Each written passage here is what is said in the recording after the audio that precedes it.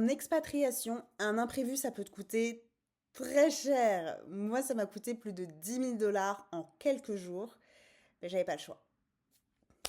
Long story short, Thor a eu une infection qui l'empêchait d'ouvrir la gueule, donc il pouvait à peine manger, à peine boire, puis ensuite l'infection est remontée au niveau de son œil, donc il a eu comme l'œil tout écrasé, enfin c'était horrible, je pense qu'il souffrait le martyre, mais il disait quasiment rien.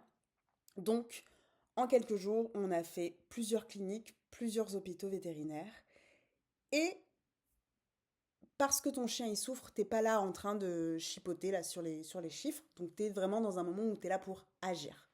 Sauf qu'après coup, quand tu fais les calculs, tu te rends compte que ça m'a coûté plus de 10 000 $. Mais en fait, là, tu réalises quelque chose. Tu réalises que quand t'es expatrié, t'as pas de filet. La famille, elle est là, oui, mais elle n'est pas à côté. Et t'as pas forcément d'avance facile. Parce que la gestion financière, elle est tellement différente de ce qu'on peut connaître en Europe, en France. Donc ici, ben, tu dois absorber.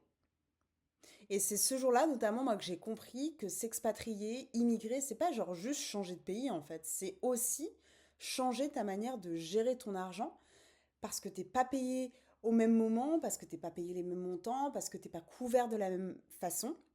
Et que franchement, avoir un fonds de réserve, un fonds de sécurité pour pouvoir anticiper et mieux gérer les imprévus, mais en fait, c'est pas juste une idée, c'est primordial.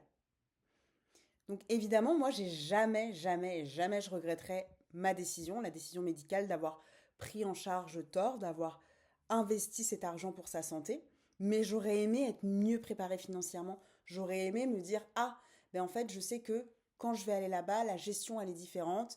Il faut que j'ai cette fameuse poche financière dans laquelle je vais pouvoir aller piocher facilement sans que ça vienne impacter mon day-to-day. Donc c'est vrai qu'on parle souvent du courage que ça prend d'aller s'expatrier ou de s'immigrer, mais honnêtement, on parle tellement peu de l'impact financier et de la gestion financière que ça implique, et à tort, parce que ça peut vraiment tout changer dans votre expérience.